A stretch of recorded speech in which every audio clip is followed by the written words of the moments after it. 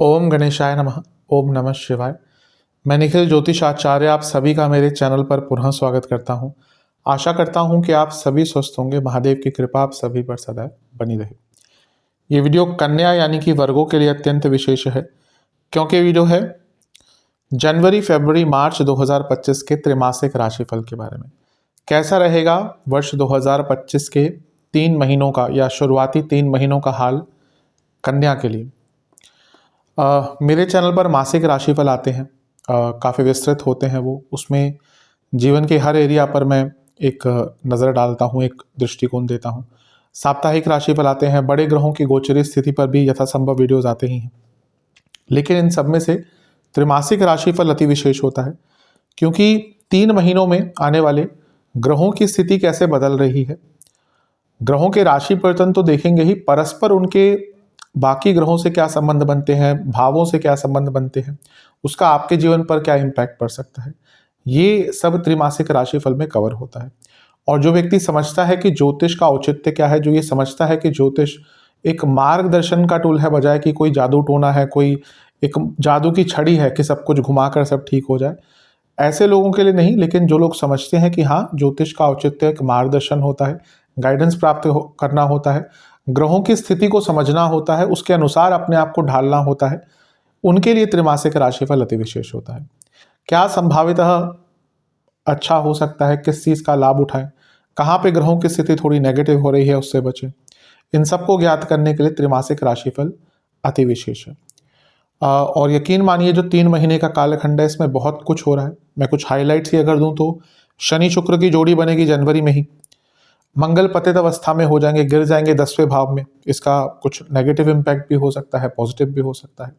शुक्र उच्च के होंगे और बहुत लंबे अरसे तक रहेंगे।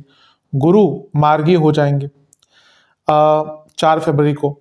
समय आगे चलेगा तो मंगल भी मार्गी हो जाएंगे फरवरी के अंत में। बुध नीच के हो जाएंगे और नीच भंग राजयोग बनाएंगे शुक्र के साथ, क्योंकि एक ही राशि में होंगे। ग्रहण लगेगा मार्च तक आते आते, शनि का गोचर होगा मार्च के अंत में, और मार्च में 2 ग्रहण तो लगेंगे ही। मार्च के अंत में 6 ग्रहों का जमावड़ा आपके 7वें भाव में होगा, जिसका भी एक बहुत इम्पैक्ट आपके जीवन पर पड़ सकता है। तो ये अवस्था क्या आपके जीवन में लेकर आएगी बदलाव, इन सब का हम एक विश्लेषण करने का प्रयास करेंगे। मैं फिर से पुनः समझाने का प्रयास कर सकता हूँ, जो समझ सकता है समझ जाए, कि टेक्निकली अलग अलग राशिफल नहीं बना सकते। कोई बोले कि क्या ये लग्न पे आधारित है, मेरी लग्न राशि कन्या है, मैं देख सकता हूँ, बिल्कुल देख सकते हैं। क्या मेरी चंद्र राशि कन्या है, देख सकता हूँ, बिल्कुल देख सकते हैं।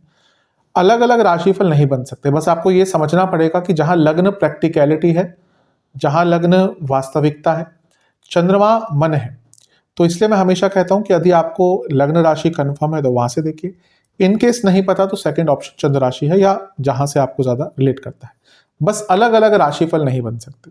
कोई आके कल को बोलेगा कि मेरा जोडियक है कन्या के, मैं देख सकता हूँ, अलग अलग राशिफल नहीं बन सकते। देख सकते हैं आप, बस ये आपको समझना है कि अलग अलग राशिफल नहीं बन सकते।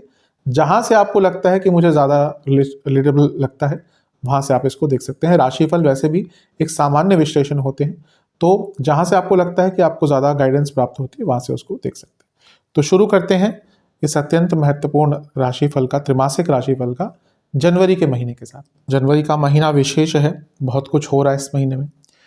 सबसे पहला तो शुक्र शनि की जोड़ी बन जाएगी। वैसे तो ये जोड़ी दिसंबर के अंत में ही बन गई थी, 24 में, लेकिन इसका प्रभाव 25 से दिखेगा। एक और हाईलाइट ये है कि मंगल पतित हो जाएंगे इस महीने में, और बुध अपनी नियमित चाल पे आ जाएंगे। बुध क्योंकि उनकी जो नियमित चाल होती है वो करीबन 2 हफ्ते या 2.25 हफ्ते में राशि बदल लेते हैं। पीछे वक्री हो गए थे दिसंबर के आसपास, तो उनकी, क्योंकि बुध एक ऐसे ग्रह है जो बहुत बार वक्री होते हैं साल में, करीबन 3 से 4 बार वक्री हो जाते हैं, तो उनकी चाल बहुत बार अनियमित भी हो जाती है। लेकिन इस महीने बुध अपनी नॉर्मल चाल से चलेंगे, तो 2 बार राशि परिवर्तन उनका होगा।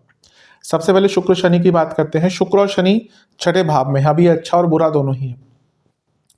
अच्छा क्या है, एक तो वो शुक्र जो है वो आपके धन स्थान के स्वामी है, तो यहाँ पे अर्ध त्रिकोण में आ गए और उनका योग हो गया शनि के साथ, जो विपरीत राजयोग बना रहे हैं। कोई पैसा अटक रहा था, पैसे का काम अटक रहा था, उससे संबंधित ये अच्छा योग बनता है। शुक्र जो है वो आपके भाग्य स्थान के स्वामी हैं और यहाँ पर छठे घर के स्वामी शनि के साथ बैठे हैं। ये कोर्ट केस आदि में सफलता दिलाता है। कोई आपका कोर्ट केस आदि चल रहा है, उसमें सफलता मिल सकती है। शनि जो है वो आपके पंचमेश हैं और यहाँ पे शुक्र के साथ बैठे हैं जो भाग्येश है, यानी कि जो स्टूडेंट्स हैं जिनके कोई एग्जाम वगैरह पढ़ते हैं इस टाइम पे, उनको भी एक अच्छा रिजल्ट यहाँ पर प्राप्त होगा। लेकिन शुक्र क्या है, वो विवाह और वैवाहिक जीवन के कारक हैं। वैवाहिक जीवन का कारक होने के नाते जब वो छठे भाव में आएंगे तो बुरा प्रभाव देते हैं। मैं वैसे भी कई बार बता चुका हूँ जो रेगुलर व्यूअर्स हैं कि शुक्र मेरे हिसाब से छठा भाव उनके लिए सबसे कष्टकारी एक भाव होता है, क्योंकि यहाँ पे वाक्य जो उनकी सौम्यता है, जो शुभता है, वो क्षीण हो जाती है। और मैरिड लाइफ पर इसका बहुत इंपैक्ट दिखेगा आपको, क्योंकि एक तो सप्तम से 12वें घर में हो रहा है ये, और यहाँ पे सप्तम से 12वें घर के स्वामी के साथ, और सप्तम से 12वें घर के स्वामी बने शनि और सप्तम से अष्टम के स्वामी बने शुक्र, यानी कि सप्तम भाव मैरिड लाइफ से अष्टम और 12वें का मिलन हो रहा है। सप्तम से 12वें में मैरिड लाइफ के लिए प्रॉब्लम्स, इवन अचानक से डाइवोर्स तक बात पहुंच सकती है जिनके मैरिड लाइफ में ऑलरेडी दिक्कतें चल रही हैं। और शुक्र का अर्थ त्रिकोण में आना, अर्थ त्रिकोण होता है आपका करियर का एक भाव और शनि कारक होते हैं करियर के, उनका छठे भाव में बैठना यानी कि कार्य क्षेत्र में भयंकर लेवल पर ऑफिस पॉलिटिक्स, भयंकर लेवल पर आपके ऊपर प्रेशर, आगे बढ़ने के बहुत मौके मिलेंगे यहाँ पर, क्योंकि बुध की अवस्था ठीक हो रही है, वो 10वें घर के स्वामी है। लेकिन आप देखेंगे कि साल का शुरुआत ही आपके ऑफिस में परिस्थितियां एकदम बदल जाएंगी। बहुत कॉम्पिटिटिव तो चलो ठीक है, लेकिन जब वो बहुत मैनिपुलेटिव चीज़ें हो जाती हैं, बहुत ऑफिस पॉलिटिक्स वाली चीज़ें हो जाती हैं, फिर व्यक्ति का काम करना मुश्किल होता है। और यूजुअली हम सोचते हैं चलो साल का शुरुआत एक नॉर्मल तरीके से निकल जाए, लेकिन यहाँ पर थोड़ा सा अलग रहेगा। यहाँ पे साल के शुरुआत में ही आपको ऑफिस पॉलिटिक्स देखने को मिल जाएगी, तो अपने आप को तैयार रखिएगा कि हाँ, महीने का या कहिए साल का शुरुआती भाग ही थोड़ा सा आपको अटेंटिव रहना पड़ेगा। इसके बाद 4 जनवरी को बुध का गोचर होगा और बुध आपके चौथे भाव में आकर विराजमान हो जाएंगे और बुध आदित्य योग बनाएंगे। चौथे घर में बुध है, एक तो यहाँ पे वो राजयोग बनाएंगे क्योंकि 2 केंद्रों के स्वामी हैं, लग्नाधिपति हैं, तो लग्नेश के स्वामी केंद्र में तो राजयोग बनता है। प्रॉपर्टी खरीदने के लिए योग बन जाता है ये बहुत अच्छा। क्यों? क्योंकि जब भी लग्नेश किसी भी भाव में गोचर करते हैं, उस भाव को परम महत्व, परम मूल्य, परम शक्तिशाली या कहिए बहुत मात्रा में एक्टिवेट कर देते हैं, तो प्रॉपर्टी खरीदने के लिए अच्छा योग है। दूसरा सूर्य, क्योंकि 12वें घर के स्वामी है जो व्यय स्थान है, अगर आप कोई प्रॉपर्टी बेचना भी चाहते हैं तो भी ये जो समय है ये 4 जनवरी से 14 जनवरी तक साथ में रहेंगे, तो ये जो योग है ये प्रॉपर्टी बेचने के लिए भी बहुत अच्छा है। और जो लोग विदेश में हैं और विदेश में कोई प्रॉपर्टी लेना चाहते हैं उनके लिए भी ये योग बहुत अच्छा है। कई बार लोग जाते हैं विदेश में, सेटल हो जाते हैं, काम करना शुरू करते हैं, पैसा कमाते हैं, फिर सोचते हैं कि विदेश में ही प्रॉपर्टी खरीद ले, तो उन लोगों के लिए यहाँ पे बहुत अच्छा योग है। और इवन चौथा घर हमेशा रेजिडेंस के लिए देखा जाता है, तो जो लोग विदेश में अपना पीआर आदि अप्लाई करना चाहते हैं उनके लिए भी 10 दिन का टाइम बहुत अच्छा है। अगर सब कुछ तैयार है, एलिजिबिलिटी है और आप अप्लाई करना चाहते हैं, कई बार कंसल्टेशन में लोग पूछते हैं कि कब अप्लाई करें, तो ये वो समय है जब आप अप्लाई कर सकते हैं, आपके लिए अच्छा योग एक बन रहा है। इसके बाद अच्छा, यहाँ से मिलकर दोनों 10वें घर को भी देखेंगे। 10वां घर खुद बुध का है, तो कार्य क्षेत्र के लिए भी अच्छा होगा। बस ये है कि सूर्य 12वें घर के स्वामी है और यहाँ पे दिग्बल उनका समाप्त हो गया, कार्य क्षेत्र में थोड़ी अथॉरिटी आपकी कम हो सकती है। 12वें घर के स्वामी 10वें घर के स्वामी के साथ 10वें घर को देख रहे हैं, सूर्य और बुध की हम बात कर रहे हैं, तो ये भी बता रहा है कि जो लोग जॉब चेंज करना चाह रहे थे या फिर विदेश में जॉब ढूंढ रहे थे उनके लिए भी योग यहाँ पे बहुत अच्छा बन जाता है। घर में पैसा आएगा, घर में खुशियाँ आएंगी, लेकिन 12वें घर के स्वामी चौथे घर में है सूर्य, तो घर में खर्चा भी होगा, यानी कि कुछ खर्चे भी जनवरी में ज़्यादा करने पड़ सकते हैं, स्पेशली घर के मरम्मत पर और वाहन पर थोड़े से खर्चे ज़्यादा होंगे। इसके बाद सूर्य का राशि परिवर्तन होगा 14 तारीख को और सूर्य आपके पंचम भाव में आकर बैठ जाएंगे मकर में। यहाँ से उनका एक उत्तरायण चरण स्टार्ट होगा, उत्तरायण में माने जाते हैं यहाँ से, तो यहाँ से उनको एक आयान बल भी मिलता है। षड बल में 6 प्रकार के बल होते हैं, तो उसमें से सूर्य का आयान बल होता है और सूर्य को बहुत महत्व दिया जाता है, सूर्य के आयान बल को बहुत महत्व दिया जाता है। तो ये एक प्रकार से अच्छी है। मकर संक्रांति इस दिन होती है, तो यहाँ से भी सूर्य को काफ़ी बल प्राप्त होता है। सूर्य 12वें घर के स्वामी हैं, पंचम में बैठे हैं। जो स्टूडेंट्स विदेश जाने का प्रयत्न कर रहे थे उनके लिए यहाँ से बहुत अच्छा समय है। और सूर्य का पंचम में आना और यहाँ से अपनी पूरी किरणें लाभ स्थान पर डालना, यानी कि विदेश संबंधित जो काम करते हैं उनको लाभ होगा। और ये क्रिएटिविटी का भाव है, थॉट प्रोसेस का भाव है। यहाँ पे सूर्य का आना 12वें घर के स्वामी होने के नाते कई ऐसा जो थॉट प्रोसेस है जो खत्म ही नहीं हो रहा था, कई आइडियाज़ जो पूरे नहीं हो रहे थे, उन आइडियाज़ को पूरा करके धन प्राप्ति के योग आपके बन जाते हैं। तो ये भी एक प्रकार से अच्छा है।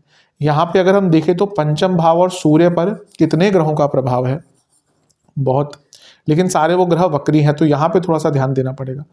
मंगल का प्रभाव रहेगा करीबन 7-8 दिन, क्योंकि फिर वो पतित हो जाएंगे, लेकिन उनकी दृष्टि बनी रहेगी। गुरु का प्रभाव है, गुरु भी वक्री है, केतु तो सदैव वक्री है। तो 3 वक्री ग्रह पंचम और सूर्य को देख रहे हैं, और सूर्य क्या है, 12वें घर के स्वामी। यहाँ पे क्या हो सकता है ना कि पंचम भाव मैंने कहा थॉट प्रोसेस का है, सब कुछ सही चल रहा होगा, अचानक से ही विकृत सोच हो जाएगी। वक्री ग्रह विकृत सोच करते हैं, तो उल्टी बुद्धि हो जाएगी। कभी कभी ऐसी जगहों पर आपका मन चला जाएगा जो आपका नुकसान करा सकता है, तो बहुत केयरफुल रहना है। यहाँ पे ओवर एक्साइटमेंट हो, कुछ नया एक्सप्लोर करना हो, ये आपका मन बहुत करेगा और इसके चक्कर में अपना नुकसान करवा सकते हैं। तो थोड़ा सा ध्यान दीजिएगा, क्योंकि इतने सारे वक्री ग्रहों का प्रभाव पंचम पर और सूर्य पर, ये इस प्रकार की दिक्कत दिखाता है। 12वें घर के स्वामी है सूर्य, यहाँ पे बहुत एक्टिवेट है, तो खर्चे तो आपके जनवरी में निरंतर बढ़ते रहेंगे। आप देखेंगे कन्या वालों को जनवरी का महीना बहुत महंगा पड़ने वाला है, खर्चे आपके बहुत ज़्यादा बढ़ने वाले हैं, इसमें कोई दो राय नहीं है। 21 जनवरी को इस महीने की सबसे विशेष घटना हो रही है, वो है मंगल का पतित होना। मंगल पतित अवस्था में आ जाएंगे 21 जनवरी को, और आपके मिथुन राशि में गिर जाएंगे, यानी कि आपके 10वें भाव में। अब कई दर्शकों को तो पता होगा पतित ग्रह क्या होता है। मैं एक बार कमेंट पढ़ रहा था जिसमें एक व्यक्ति ने बोला ऐसा कभी होता है क्या कि ग्रह उल्टा चलता है, पतित होता है, आप कह रहे हैं गिर जाते हैं। अब मैं क्या बोलूँ उन लोगों को कि उनको, अब मैं ग्रहों के अगर गोचर समझाने बैठूं, अब जिनको नहीं पता कुछ भी कमेंट कर जाते हैं, लेकिन मेरे को पता है मेजॉरिटी ऑफ मेरे जो ऑडियंस हैं काफ़ी लॉजिकल हैं, तो कई लोगों को पता होगा कि पतित होना क्या होता है ग्रह का। कभी कभी ग्रह वक्र अवस्था में पीछे गिर जाता है, पिछली राशि में गिर जाता है। एक राशि में 0 से 30 डिग्री ही होती है, इससे ज़्यादा नहीं होती। एक भाव में 0 से 30 डिग्री होती है। खैर भाव चलित कभी कभी कुछ लोग देखते हैं, जो मेरे हिसाब से बहुत प्रैक्टिकल नहीं है, लेकिन एक भाव में, एक राशि में 30 डिग्री होती है। तो अगर ग्रह वक्री होता शुरू होता है, पीछे जाता है, तो एक लिमिट तक ही जाएगा उस राशि में। अगर वो लंबे अरसे तक वक्री है तो पिछली राशि में गिर जाता है, उसको ग्रह का पतित होना कहते हैं, यानी कि वो पिछली राशि में गिर गया। इसको इंग्लिश में फॉलन प्लैनेट कहा जाता है। अब एक जो मेरा व्यक्तिगत मत है, जो मेरा एक्सपीरियंस है, जो मैंने, क्योंकि इसके बारे में शास्त्रों में बहुत उल्लिखित नहीं है, लेकिन मेरा जो मानना है कि पतित ग्रह कुछ कार्यों को ठीक करने जाता है। तो 10वें घर में जब मंगल पतित हुए तो कार्य क्षेत्र में कुछ बदलाव अगर आप करना चाह रहे थे, क्योंकि वो 8वें घर के स्वामी है, बहुत लंबे टाइम से अगर आप कार्य क्षेत्र में बदलाव करना चाह रहे थे, जॉब चेंज चाह रहे थे, यहाँ पे मंगल आपके लिए अच्छा रिजल्ट देंगे। मंगल यहाँ से 4थे घर को देखेंगे। अब वो करीबन 1 महीने से ज़्यादा वक्री हो चुके होंगे। जब मंगल वक्री होते हैं, मैं कहता हूँ प्रॉपर्टी आदि 1-1.5 महीने के लिए ना खरीदें, लेकिन यहाँ तक वो पतित अवस्था में आ गए, वापस 4थे घर में, 4थे घर को देखेंगे। कोई प्रॉपर्टी की डील नहीं हो रही थी, यहाँ पे वो डील हो सकती है। प्रॉपर्टी बेचनी थी, बहुत अच्छा योग बन जाता है। कंस्ट्रक्शन स्टार्ट करना था, बहुत अच्छा योग बन जाता है। मंगल यहाँ पर दिग्बली हो जाएंगे। अब प्रॉब्लम क्या होगी, मैंने कहा ना वो पतित है, वो नॉर्मल उनकी अवस्था नहीं है। जिनकी दशा अंतर्दशा बहुत खराब चल रही है, मंगल क्योंकि अष्टम के स्वामी है, अनिश्चितता देते हैं, और 10वें से 6ठे के स्वामी है। पहला तो कार्य क्षेत्र में भयंकर स्ट्रेस, लेकिन आपका ये ऐसा टाइम जाएगा ना जब आपका कभी कभी मन करेगा मैं जॉब छोड़ ही दूं। और जिनका समय बहुत खराब चल रहा है उनके जॉब जाने के योग भी यहाँ पर बन जाते हैं, क्योंकि अष्टमेश पतित होकर 10वें घर में आए हैं, और अचानक से ये होगा, बिना किसी इंटीमेशन, बिना किसी इंडिकेशन, बिना किसी एक्सप्लेनेशन, अचानक से आपकी जॉब जा सकती है। होता है कभी कभी बड़ी कंपनीज में। नोटिस पीरियड की बात कभी कभी बड़ी कंपनीज क्या करती हैं, वो सीधा आपको 3 महीने की सैलरी दे देगी, बोलेगी बस ये आपका लास्ट डे, हम आपको सैलरी दे रहे हैं। बहुत बार तभी वो प्राइवेट जॉब में एक हमेशा अनसर्टेनिटी होती है। कई बार आप महीने के 2 लाख कमा रहे हैं, कई बार अगले महीने आपके पास जॉब नहीं है। और आजकल ये चीज़ें जब से पिछले 2-2.5 साल से ये सब चल ही रहा है कि ले ऑफ्स बहुत हो रहे हैं, और अभी भी कुछ टाइम है जहाँ तक ये लेट्स से कि 1-1.5 साल और है जहाँ तक ये पूरे संसार पर थोड़ी सी अनिश्चितता रहेगी। उसके बाद चीज़ें ठीक हो जाएंगी, जो ग्रहों की स्थिति मेरे हिसाब से। तो यहाँ पे थोड़ा सा कार्य क्षेत्र में प्रॉब्लम्स आपको आ सकती है। 24 जनवरी को एक और राशि परिवर्तन होगा बुध का, और बुध आपके पंचम भाव में आकर बैठ जाएंगे। ये फिर से बुध आदित्य योग बन रहा है, स्टूडेंट्स के लिए अति विशेष है। सूर्य 12वें घर के स्वामी हैं और बुध लग्नेश है। पुनः ये विदेश की यात्राओं के लिए अच्छा है, लेकिन 12वें घर का स्वामी का पंचम में युति लग्नेश के साथ, यानी कि मानसिक दृष्टिकोण से थोड़ा सा नेगेटिव है, ओवर थिंकिंग वगैरह तंग कर सकती है। 12वां भाव भी रोग आदि का होता है, तो पेट के रोग यहाँ पे बहुत आपको तंग करना शुरू कर देंगे। अच्छा, मंगल के रोग का हमने बात नहीं करी क्योंकि पतित है। चौथे घर को देखेंगे, जिनको लंग्स की प्रॉब्लम है, सांसों की प्रॉब्लम है, बहुत दिक्कत हो सकती है, गले की प्रॉब्लम बहुत दिक्कत हो सकती है। पतित मंगल लग्न को भी देखेंगे, चौथे घर को भी देखेंगे, ये सीधा सीधा इंजरीज और एक्सीडेंट के योग बनाता है, तो बहुत केयरफुल रहेगा यहाँ पर। और जिनको कार्डियक प्रॉब्लम्स है, बीपी की प्रॉब्लम्स है, उनको यहाँ पर बहुत ज़्यादा केयरफुल रहने की आवश्यकता है। पंचम में सूर्य बुध यहाँ से सीधा 11वें घर को देखेंगे, लग्नेश और 12वें घर के स्वामी, दशमेश और 12वें घर के स्वामी 11वें घर को देखेंगे। पुनः कहूँगा विदेश संबंधित कार्य हैं या कुछ गुप्त धन के सोर्सेस हैं, बहुत वृद्धि आपकी हो सकती है। राहु केतु अभी भी आपके लग्न और सप्तम पर अपनी कुंडली मार के बैठेंगे। इनको सर्प कहा जाता है क्योंकि कुंडली ही मारते हैं एक प्रकार से। तो ठीक है, अब दोनों का ही कुछ अंतिम 4 महीने रह गए होंगे, 4-5 महीने। केतु जाते जाते व्यक्ति को बंधन मुक्त करते हैं, आते हैं तो बंधनों में युक्त करते हैं, जाते हुए बंधन में मुक्त करते हैं।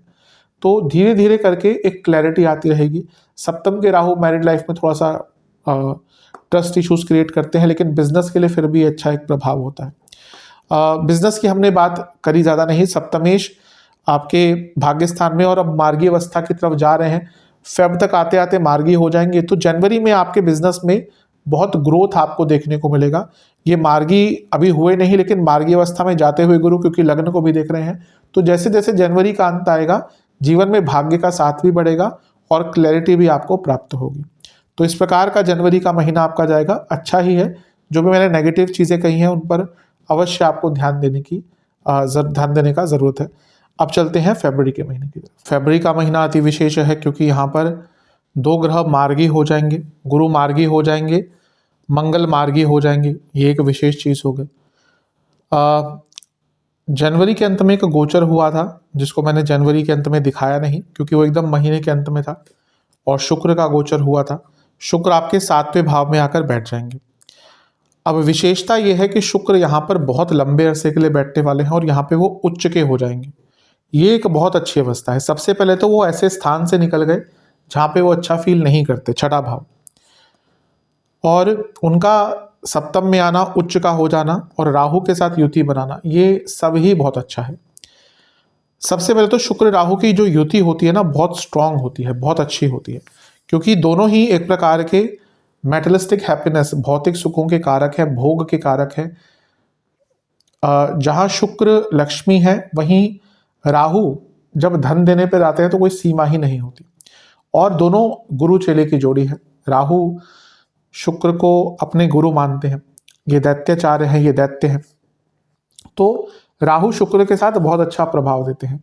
यही शुक्र केतु के साथ उतना अच्छा प्रभाव नहीं देते क्योंकि शुक्र और केतु की जो प्रकृति है ना, वो बहुत अच्छी मिलती नहीं है। भले वो भी दैत्य की श्रेणी में ही आते हैं, लेकिन उनकी प्रकृति बहुत नहीं मिलती। जहाँ केतु एक आध्यात्मिक प्रकार के ग्रह है, केतु एक बहुत बेसिक ग्रह है, वहीं शुक्र थोड़े से शो ऑफ वाले ग्रह हैं। ऐसा नहीं कहूँगा कि शुक्र में आध्यात्मिकता नहीं हो सकती, होती है, क्योंकि वो अपने आप में एक आचार्य है, लेकिन दोनों का तरीका बहुत अलग प्रकार का है। तो इसलिए राहु और शुक्र की जोड़ी, वो कहते हैं ना कि जो दोस्ती उसी से होती है जिससे बहुत चीज़ें मिलती हैं, तो वैसे ही राहु शुक्र की जोड़ी है, बहुत चीज़ें इनकी मिलती हैं।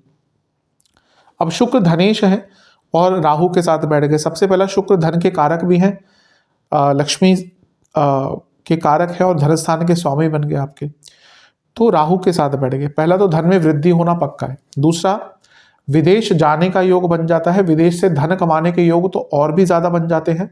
और आपके हिडन सोर्सेस ऑफ इनकम बहुत तेज गति से बढ़ेंगे। आपके शुक्र भाग्य स्थान के स्वामी भी हैं और राहु के साथ बैठे हैं, यानी कि भाग्य की वृद्धि होगी। राहु मल्टीप्लाई करने वाला ग्रह है, तो सप्तम में बैठे हैं, शुक्र के साथ अच्छी युति बनाकर बैठे हैं, तो भाग्य की वृद्धि होगी। बिजनेस में बहुत ग्रोथ होगा क्योंकि धनेश और भाग्येश सप्तम में आ गए और राहु के साथ युति बना रही, यानी कि जनवरी के स्टार्ट से ही आपको बिजनेस में बहुत तेज गति मिलेगी और इवन आपके पति या पत्नी की इनकम भी बढ़ सकती है। लेकिन मैरिड लाइफ पर बुरा प्रभाव क्या होगा? शुक्र उच्च के हो गए, ठीक है। अब यहाँ पे दो प्रकार की चीजें हैं। जिनका विवाह नहीं हो रहा था उनके लिए तो ये बहुत अच्छा टाइम है, विवाह के योग बनेंगे, क्योंकि राहु एक कैटलिस्ट का काम करते हैं विवाह के लिए, और शुक्र कारक है, सप्तम में उच्च के हो गए, भाग्यस्थान के स्वामी है, तो विवाह के योग बन जाएंगे। लेकिन जो ऑलरेडी शादीशुदा हैं उनके लिए क्या प्रॉब्लम होगी? उनको ट्रस्ट इश्यूज बहुत होंगे, कई चीज़ों पर एक दूसरे को समझ नहीं पाएंगे, ट्रस्ट इश्यूज मैरिड लाइफ में बढ़ते ही जाएंगे, तो इस पर थोड़ा सा ध्यान देना है। अन्यथा भौतिक रूप से राहु शुक्र की जोड़ी बहुत अच्छा रिजल्ट आपको देने वाली है। 4 फरवरी को बृहस्पति मार्गी हो जाएंगे, बहुत अच्छा है। एक तो आपके वो बाधकेश हैं, तो बाधकेश जब वक्री हो जाते हैं ना, अक्टूबर से वक्री चल रहे थे, तो बहुत चीज़ें रुक जाती हैं, थम जाती हैं, एकदम अटक सी जाती हैं। ऐसा आपके साथ भी हो रहा होगा कि चीज़ ठीक है, संभावनाएं खुल रही हैं, लेकिन बहुत कुछ अटक जाता होगा। अब ये गुरु मार्गी होकर लग्न को देखेंगे, देख ही रहते ऑलरेडी, लेकिन अब मार्गी अवस्था में है, सप्तमेश है, तो बिजनेस में चीज़ें आगे बढ़ेंगी, प्रॉपर्टी संबंधित चीज़ें आगे बढ़ेंगी, घर में खुशी आएंगी, घर में उत्साह बढ़ेगा। भाग्य स्थान में मार्गी हो गए तो भाग्य साथ देगा, और पंचम को भी देखेंगे, यानी कि माइंड पर भी कंट्रोल आएगा। और सबसे इंपॉर्टेंट चीज़ है कि अब ये गुरु धीरे धीरे करके अतिचारी हो जाएंगे, इनकी स्पीड बहुत बढ़ जाएगी। तो ये आपके लग्न को देख रहे हैं, तो जीवन में भी एक स्पीड, जीवन में भी एक लय आपको प्राप्त होना शुरू हो जाएगी। तो ये आपके लिए अति विशेष एक योग बन रहा है। इसके बाद 11 फरवरी और 12 फरवरी को 2 राशि परिवर्तन होंगे, आसपास ही होंगे, तो उनको एक साथ ही अंकित कर लेते हैं, क्योंकि वो दोनों एक ही भाव में जा रहे हैं। वो है बुध और सूर्य। 11 को बुध, वहीं 12 को सूर्य आपके छठे भाव में आ जाएंगे। दोनों का ही छठे भाव में आना बहुत अच्छा होता है। सूर्य भी छठे भाव में बहुत अच्छे माने जाते हैं और बुध भी छठे भाव में बहुत अच्छे माने जाते हैं। हाँ, बुध लग्नेश होने के नाते थोड़ा सा सेहत पर बुरा प्रभाव देंगे, लेकिन ओवरऑल बुध का भी छठे घर में होना अच्छा माना जाता है। काल पुरुष की कुंडली में छठे भाव में उच्च के होते हैं, इसलिए छठे भाव के बुध अच्छे माने जाते हैं। सबसे पहले शनि सूर्य की जोड़ी। अब सूर्य भी विपरीत राजयोग बना रहे हैं, शनि भी विपरीत राजयोग बना रहे हैं, और ये आपके रुके हुए कार्यों को, स्पेशली क्योंकि सूर्य की बात हो रही है, तो सरकारी कार्य रुक रहे थे, अथॉरिटी से कार्य रुक रहे थे, एडमिनिस्ट्रेटिव कार्य रुक रहे थे, वो पूरे हो सकते हैं। बुध यहाँ पर लीगल केसेस में बहुत सफलता दिलाते हैं, और सूर्य शनि साथ में है, दोनों ही विपरीत राजयोग। लंबे से लंबा केस यहाँ पे अंत हो सकता है, कॉम्प्रोमाइज हो सकता है, या अगर एकदम फाइनल डेट्स है तो आपके फेवर में भी यहाँ पे चीज़ें जा सकती है। तो ये बहुत अच्छा है। कार्य क्षेत्र में आपका कॉन्फिडेंस बढ़ेगा, कार्य क्षेत्र में आपके स्किल्स, आपका डिटर्मिनेशन बहुत अच्छा हो जाएगा, ये भी एक प्रकार से अच्छा है। नेगेटिव क्या है कि बुध लग्नेश है, तो लग्नेश का छठे घर में आना, वो भी 12वें घर और छठे घर के स्वामियों के साथ बैठना, ये अचानक से रोग दिखाता है। और अष्टमेश भी मंगल लग्न को देख रहे हैं, तो ये 6, 8, 12 का प्रभाव लग्न और लग्नेश पर हो गया। ये बताता है कि जैसे ही ये बुध का गोचर होगा, सेहत अचानक से बिगड़नी स्टार्ट हो जाएंगी। शुरुआत होगा पेट की प्रॉब्लम से, हड्डियों में दर्द से, या जोड़ों के दर्द से, हड्डियों में प्रॉब्लम से, नसों के रोग से, और धीरे धीरे करके वो एसिडिटी, पेट के रोग और बढ़ेंगे, और फिर बाकी कई प्रकार के रोगों में कन्वर्ट हो सकता है। वो ENT की प्रॉब्लम हो, गला खराब होना हो, हाइपर एसिडिटी हो, और आगे चलकर BP आदि की प्रॉब्लम और मेडिकेशन पे आना हो। तो फरवरी से थोड़ा सा समय खराब है सेहत के लिए। लॉन्ग टर्म में भी देखो तो बुध अगले आगे चलकर नीच के हो जाएंगे इसी महीने के अंत में, और फिर बहुत सारे ग्रहों से ग्रसित रहेंगे। तो और जो मार्च में होने वाला है, ग्रहण आपके लग्न में लगेगा, तो फरवरी से ही ना अपने आप को सचेत कर लीजिएगा, क्योंकि सेहत फरवरी के महीने से ही खराब होना शुरू हो जाएगी। बहुत ध्यान देना है। कार्य क्षेत्र में आगे बढ़ने के अवश्य आपको अवसर प्राप्त होंगे, यहाँ पर एक प्रकार से अच्छा है वो आपके लिए। जो लोग तंग कर रहे थे उनको कंट्रोल कर पाएंगे, अपने ऊपर कॉन्फिडेंस बढ़ेगा आपका। 24 तारीख को मंगल मार्गी हो जाएंगे, ये एक अच्छी अवस्था है, क्योंकि एक तो अष्टमेश है, आपके लग्न को पतित अवस्था, वक्री अवस्था से देख रहे थे, अब वो मार्गी हो जाएंगे तो जीवन की अनिश्चितता कम होगी। वो उपचय भाव के स्वामी है, मार्गी हो गए, और उपचय भाव में ही बैठे हैं तो कॉन्फिडेंस बढ़ेगा, दिग्बली है, कार्य क्षेत्र में आगे बढ़ने का मौका मिलेगा। जो अनिश्चितता कार्य क्षेत्र में, स्ट्रेस कार्य क्षेत्र में जनवरी से चल रहा था मंगल के कारण, वो यहाँ पे कम होगा और ये भी आपका कॉन्फिडेंस बढ़ाता हुआ दिख रहा है। चौथे घर को देखेंगे, प्रॉपर्टी खरीदने के योग बन जाते हैं और एक प्रकार से ये अच्छी अवस्था है। लेकिन जो मैंने एक्सीडेंट और इंजरीज की बात करी थी वो अभी भी बना रहेगा योग। अष्टमेश है तो अचानक से इंजरीज, अचानक से एक्सीडेंट्स, और शुक्र का भी लग्न को देखना वहीकुलर एक्सीडेंट भी बनाता है, तो इस पर आपको बहुत ध्यान देने की आवश्यकता है। 28 फरवरी को एक और गोचर होगा, वो होगा बुध महाराज का, और बुध आपके सप्तम में आ जाएंगे, लेकिन क्योंकि वो महीने के एकदम अंत में है तो आपको उसका प्रभाव मार्च से ही देखने को मिलेगा। तो फरवरी का महीना ठीक है, अच्छा है कई प्रकार से, लेकिन जो मैंने नेगेटिव चीज़ें कही हैं उनका ध्यान आपको अवश्य देना पड़ेगा। मैरिड लाइफ के लिए अभी भी थोड़ा सा ध्यान दीजिएगा, क्योंकि सप्तम से 12वें में बहुत सारे ग्रह आ गए, ये बताता है कि मैरिड लाइफ में प्रॉब्लम स्टार्ट होंगी, और अगले महीने मार्च में सप्तम में ही बहुत सारे ग्रह होंगे, तो ये इंडिकेट करता है कि मैरिड लाइफ में दिक्कतें बढ़ने वाली है, कम नहीं होने वाली। तो आपको बहुत ज़्यादा ध्यान देना है। कंपटीशन आदि के लिए, स्टूडेंट्स आदि के लिए सब समय जो है काफ़ी अच्छा रहेगा। अब चलते हैं मार्च की तरफ। मार्च का महीना सबसे ज़्यादा संवेदनशील है, सबसे ज़्यादा, क्योंकि यहाँ पे 2 ग्रहण हो रहे हैं, शनि का राशि परिवर्तन, 6 ग्रहों का जमावड़ा आपके सप्तम भाव में, लग्नेश आपके नीच के हो रहे हैं, बहुत कुछ हो रहा है। एक राशि पतन फरवरी के अंत में हो गया था, लेकिन क्योंकि वो एकदम फरवरी के अंत में था 28 फरवरी को, तो मार्च से उनका प्रभाव ज़्यादा दिखेगा। वो है बुध जो आपके लग्न के स्वामी हैं, अब वो नीच के हो गए, अब वो नीच भंग में भी हैं, क्योंकि वो नीच के होकर एक उच्च के ग्रह के साथ बैठे हैं। नीच भंग जो योग होता है उसके कई प्रकार होते हैं, यहाँ पे ज़्यादा एक्सप्लेन नहीं करूँगा, लेकिन उनमें से एक प्रकार होता है कि अगर कोई नीच का ग्रह उच्च के ग्रह के साथ बैठ जाए तो वो नीच भंग हो जाता है। ठीक है, अब ये आर्थिक दृष्टिकोण से बहुत अच्छा है, क्योंकि नीच भंग राजयोग जो होता है वो कभी कभी अचानक से आपको अच्छे रिजल्ट देता है। तो आपके दशमेश हैं, अचानक से प्रमोशन के योग बन सकते हैं, अचानक से धन की प्राप्ति हो सकती है, क्योंकि शुक्र के साथ बैठे हैं। अब यहाँ पे प्रमोशन आदि के जो योग बनेंगे ये केवल उन्हीं के लिए बनेंगे जिनकी इस समय दशा, अंतरदशा, प्रत्यंतर दशा अच्छी चल रही है। उनके लिए यहाँ पे कार्य क्षेत्र में बहुत अच्छे योग प्रमोशंस के, पद प्राप्ति के बन जाएंगे और अचानक से। लेकिन जिनकी दशा अंतरदशा बहुत नेगेटिव है उनके लिए यहाँ पर बहुत प्रेशर आना शुरू हो जाएगा। उनके लिए यहाँ पर आपकी जो पूरी इमेज है, पूरी जो गुडविल है ना, उसको खराब करने का प्रयत्न होगा, और वो चलता ही रहेगा, क्योंकि दशमेश और लग्नेश सप्तम में नीच के हो गए।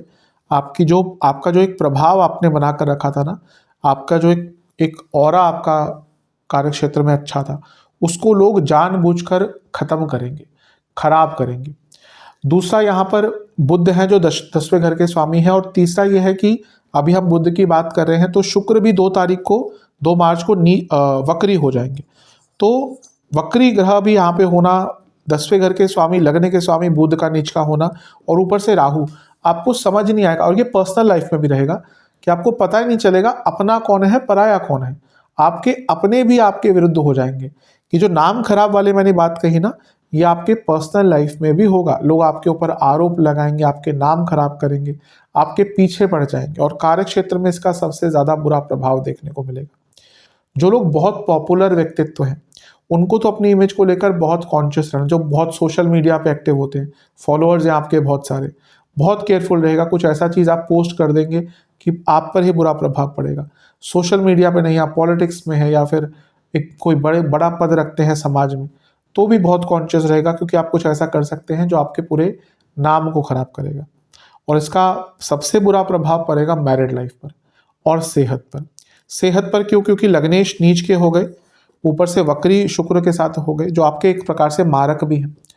सेहत पर बहुत बुरा प्रभाव, skin disorder, gall bladder, kidney की प्रॉब्लम, एक प्रकार से नसों की प्रॉब्लम, हार्मोनल डिसऑर्डर्स स्टार्ट हो जाएंगे। और मैरिड लाइफ में तो बहुत दिक्कत होगी, क्योंकि एक तो बुध नीच का ग्रह आ गया सप्तम में, जो कि एक वक्री कारक ग्रह के साथ बैठा है, जो कारक होता है विवाह का। तो यहाँ पे मैरिड लाइफ में अचानक से दिक्कतें आना शुरू हो जाएंगी।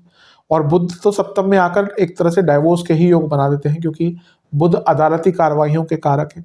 तो उनका सप्तम में आना एक प्रकार से एडवोकेट्स आदि का इन्वॉल्वमेंट दिखाता है। तो ये प्रॉब्लम्स शुक्र के वक्री होते हुए यहाँ पे आपको आएगी। बिजनेस में पैसा आता रहेगा लेकिन बिजनेस में बहुत रुकावट है, बिजनेस में आपके कार्यों में बाधाएं आना, बिजनेस में लीगल प्रॉब्लम्स आना, बिजनेस में धोखाधड़ी होना, बिजनेस में नाम खराब होना, ये भी आपको देखने को मिलेगा। तो मार्च का महीना बहुत सेंसिटिव है। इसके बाद 14 मार्च को दो चीजें हो रही हैं, सूर्य का गोचर और चंद्र ग्रहण। साल का पहला ग्रहण होगा चंद्र ग्रहण। सूर्य 14 तारीख को आपके सप्तम में आ जाएंगे और इसी दिन चंद्रमा आपके लग्न में होंगे, तो पूर्णिमा के दिन ही चंद्र ग्रहण लगता है, क्योंकि चंद्र पर ग्रहण लगता है, तो जब चंद्र पूरे होंगे तभी ग्रहण लगेगा। तो यहाँ पे चंद्रमा सूर्य की दृष्टि युक्त है, इसलिए जैसे मैंने कहा ग्रहण, लेकिन ये ग्रहण कहाँ पे लगा? आपके लग्न में, तो सीधा सेहत पर इम्पैक्ट ये दिखाता है। और यहाँ से इतने सारे ग्रह देख रहे हैं जिसमें से 12वें घर के स्वामी हैं, जिसमें से आपके मारक हैं शुक्र और बुध नीच के हैं लग्नेश। तो ये बताता है कि मार्च जैसे ही ग्रहण का टाइम स्टार्ट होगा ना, हेल्थ इश्यूज बहुत स्टार्ट होंगे। यहाँ पे ग्रहण लाभ स्थान के स्वामी पर लग रहा है, तो पैसों को लेकर भी आपको 14 तारीख के आसपास और एक महीना बहुत केयरफुल रहना है। पैसा किसी को उधार ना दे, पैसों के संबंधित कार्यों में बहुत ध्यान दे, जल्दबाजी ना करे, इन सब चीज़ों पर बहुत ध्यान देना है। लग्न में ग्रहण का, चंद्र ग्रहण का लगना मानसिक दृष्टिकोण से भी अच्छा नहीं है, क्योंकि चंद्र ग्रहण है, बहुत नेगेटिविटी कभी कभी आ सकती है। इन सब का एक प्रभाव लॉन्ग टर्म में अच्छा होगा, लेकिन ये मार्च का महीना आपके लिए बहुत सेंसिटिव है। इसी दिन, इसके एक दिन बाद बुध भी वक्री हो जाएंगे, तो ये जो रही सही कसर थी ना, वो आपके लग्नेश ने पूरी कर दी कि वो वक्री भी हो गए। और वक्री हो गए बुध लग्नेश, और बुध बुद्धि के कारक, यानी कि यहाँ तक अवस्था ग्रहों की खराब हो रही थी, अब आप अपनी बुद्धिमत्ता के चलते कुछ खराब कर बैठेंगे। मैरिड लाइफ में प्रॉब्लम्स और बढ़ेंगी, बहुत इमेज को लेकर कॉन्शियस रहेगा। सोशल या फिर कहिए जब बाहर निकलते हैं घर से, तो बहुत केयरफुल आपको रहना पड़ेगा, क्योंकि यहाँ पे यूजुअली क्या होता है, व्यक्ति कुछ ऐसा कर देता है, आप किसी शादी ब्याह में गए हुए हैं, पार्टी में गए हुए हैं, वहाँ पे कुछ ऐसा कर देंगे जिससे आपका नाम खराब हो, आप पर आपका लोग मजाक उड़ा सकते हैं, या कुछ ऐसी चीज़ें भी हो सकती है। बहुत केयरफुल आपको रहना है ये जो मार्च का महीना है इसमें। इसके बाद क्या होगा, शनि का राशि परिवर्तन होगा मार्च में। अब शनि, क्योंकि उनका राशि परिवर्तन बहुत विस्तृत टॉपिक है, 2 साल का उनका 2.5 साल का गोचर होता है, उस पर मैं अलग से एक वीडियो बनाऊंगा। और ये क्योंकि एकदम मार्च के अंत में हो रहा है, तो उसका इतना प्रभाव मार्च में देखने को नहीं मिलेगा, उस पर अलग से वीडियो आएगी। लेकिन हाँ, इस दिन सूर्य ग्रहण लगेगा तो उसका प्रभाव होगा, और 6 ग्रह आपके सप्तम भाव में होंगे। अब ये बुरा क्या है, पहले बुरी चीज़ की बात करते हैं, फिर अच्छी चीज़ पर जाएंगे। बुरा क्या है? मैरिड लाइफ में देखिए, अब माने या ना माने, लेकिन मार्च का महीना आपके लिए बहुत कष्टकारी है। ऑलरेडी जब राहु केतु का गोचर हुआ था, मैंने एक चीज़ कही थी कि आने वाला 1.5 साल का पीरियड मीन और कन्या, इनके लिए मैरिड लाइफ बहुत अच्छी नहीं रहेगी। अधिकतम लोग, मैं सबकी बात नहीं कर रहा, क्योंकि कभी कभी क्या होता है, कुंडली में बहुत स्ट्रांग कुछ योग होते हैं, लग्न में शुक्र बैठे हैं, सप्तम को बृहस्पति देख रहे हैं, सप्तम में बैठे नहीं होने चाहिए, लेकिन सप्तम पर बृहस्पति का प्रभाव है, सप्तमेश नवांश कुंडली में बहुत अच्छे हो गए, तो चीज़ें उतनी बुरी नहीं होती। लेकिन अधिकतम लोगों के लिए बहुत प्रॉब्लम्स आई होगी, और जितना मैंने देखा है, सबसे ज़्यादा कंसल्टेशन मैरिड लाइफ को लेकर कन्या और मीन की ही आई है पिछले कुछ 1-1.5 साल में, 1 साल में। तो अब सप्तम में इतने सारे ग्रह, ऊपर से सूर्य ग्रहण, मैरिड लाइफ में बहुत बुरा प्रभाव, डाइवोर्स तक बात जा सकती है। ऑलरेडी दिक्कतें चल रही है तो मान के चलिए। और बात प्रॉब्लम क्या है कि शनि बहुत लंबे टाइम तक यहाँ पे रहने वाले हैं, तो अगर प्रॉब्लम चल रही है तो ठीक नहीं होने वाली हो। और ये टाइम आपके लाइफ पार्टनर की सेहत के लिए बहुत खराब है, क्योंकि इतने सारे ग्रह सप्तम भाव में, यानी कि आपके लाइफ पार्टनर की सेहत के लिए बहुत बुरा टाइम होगा। और ये आपका मारक भाव है, तो आपके लिए भी बहुत बुरा प्रभाव हो सकता है। मंगल अभी भी लग्न को देख रहे हैं, इंजरीज, अचानक से प्रॉब्लम, कोई ऑलरेडी आपको क्रॉनिक डिजीज चल रही थी उसके कारण दिक्कत परेशानी बहुत हो सकती है। तो ये सारी चीज़ें आपको बहुत तंग करेंगी, खर्चे बहुत बढ़ जाएंगे, जॉब जाने के योग भी बन सकते हैं, क्योंकि 10वें से 10वें में इतने सारे ग्रह, जिसमें से नीच के ग्रह हैं, लग्नेश, नीच के शुक्र है, राहु का प्रभाव है, तो ये अचानक से जॉब जाने के योग मार्च के अंत में भी बन जाते हैं। तो बहुत केयरफुल रहना पड़ेगा, पर्सनल लाइफ, इमोशनल लाइफ, सब पर प्रभाव पड़ेगा। अब इसकी बात करते हैं अच्छा क्या हो सकता है। अगर हमने देखा 7वें घर में इतने सारे ग्रह, 6 ग्रह लग्न को देखेंगे, लग्न में केतु बैठे हैं 7, मंगल देख रहे हैं 8, गुरु देख रहे हैं 9। ऐसा होता है क्या कभी? 9 के 9 ग्रह आपके लग्न भाव को देख रहे हैं। ये बहुत कम होता है कि सारे ग्रह मिलकर एक भाव पर दृष्टि डाल रहे हैं। तो ये ब्लेसिंग इन डिस्गाइज भी हो सकता है। ठीक है, शुरुआती टाइम बहुत कष्टकारी होगा, मार्च के मध्य के बाद के टाइम, लेकिन धीरे धीरे करके ना ये आपके जीवन में एक नई उन्नति, नई प्रगति, नए मुकाम लेकर आएगा, कई बाधाओं को दूर कर कर। इस टाइम पे क्या होगा ना, प्रॉब्लम्स आएंगे लेकिन उनसे ही सॉल्यूशन मिलेंगे। कुछ लोग आपसे दूर हो जाएंगे, जॉब चली गई, अच्छा है, हो सकता है कुछ लोगों के लिए अच्छा हो, क्योंकि आपको फिर ऐसी कोई जॉब मिलेगी आगे चलकर जो और भी आपके, जहाँ पे आपके स्किल्स का यूटिलाइजेशन अच्छा होगा। बिजनेस में नुकसान हो गया तो हो सकता है आगे चलकर उससे कुछ ऐसी सीख मिले आपको कि बिजनेस में और आगे बढ़ पाएंगे। तो इन लॉन्गर रन ये जो 9 ग्रहों का प्रभाव आपके लग्न पर है ये बहुत कुछ बदल कर जाएगा, लेकिन मार्च का महीना बहुत सेंसिटिव है। सेहत, खर्चा, हर चीज को लेकर आपको बहुत ध्यान देना है। मैरिड लाइफ पर बहुत बुरा प्रभाव और इमेज पर। जो 2 चीजें आपको तीन चीजें संभाल कर रखनी है वो है सेहत, इमेज, मैरिड लाइफ। इन पर बहुत फोकस करना पड़ेगा वरना प्रॉब्लम्स बहुत ज़्यादा हो सकती है। सेहत का तो मैं बता ही चुका हूँ, लेकिन ऑलरेडी मैंने जो पहले कहा था, हार्ट की प्रॉब्लम, यहाँ पे किडनी, गॉल ब्लैडर, लिवर, इनकी प्रॉब्लम भी बहुत तंग कर सकते हैं। तो इन सभी चीज़ों पर बहुत ज़्यादा फोकस करना है। अब उपाय की बात करते हैं। ये उपाय आपको एक ही बार करने हैं। किसी भी बुधवार को इस उपाय को कर सकते हैं और जब भी वीडियो देखें उसके अगले बार से स्टार्ट कर सकते हैं। कुछ लोग अभी देखते हैं, कुछ लोग बहुत बाद में वीडियोस देखते हैं, तो जब भी देखें उसके अगले बुधवार से कर सकते हैं। एक ही बार करने हैं उन उपायों को, जो भी उपाय हैं एक एक बार ही करने हैं। सबसे पहला, गणेश मंदिर जा सकते हैं या फिर अपने घर में भी कर सकते हैं। गणेश जी को 5 प्रकार के मिष्ठानों का भोग लगाना है। इसमें एक खीर अवश्य होनी चाहिए, बाकी कोई भी हो, एक खीर अवश्य होनी चाहिए। 5 प्रकार के मिष्ठान, 5 प्रकार के फल, इन दोनों का भोग लगाना है। 5 तिल के तेल के दिए अर्पण करने हैं, जिसमें हर दिए में आपको कुछ जौ के दाने डालने हैं। और इसके साथ ही आपको गणेश जी के सम्मुख बैठकर, अच्छा, उनको पुष्प भी अर्पण करने हैं आपने और एक फूल की माला भी अर्पण करनी है। फिर ये सब कर कर आपको ओम विघ्न राजाय नमः, ओम विघ्न राजाय नमः, इस मंत्र का 108 बार जाप करना है। और ओम विनायकाय नमः, इस मंत्र का भी आपको 108 बार जाप करना है। ये 2 मंत्रों का जाप कीजिएगा। दूसरा है कि गौशाला में आपको चारे का दान करना है, कितना है ये आपके ऊपर है। और तीसरा है कि शिवलिंग का दूध घी मिलाकर अभिषेक करना है और गुड़ के किसी भी मिष्ठान का महादेव को भोग लगाकर महामृत्युंजय मंत्र का 108 बार जाप करना है, क्योंकि सेहत के लिए अच्छा नहीं दिख रहा। तो ये उपाय कर लेंगे, अवश्य आपके लिए बहुत अच्छा रहेगा। आशा करता हूँ कि वीडियो काम आएगी। चैनल पर नए हैं, सब्सक्राइब कीजिए, वीडियो को लाइक कीजिए। मिलता हूँ अगली वीडियो में, तब तक के लिए ओम नमः शिवाय।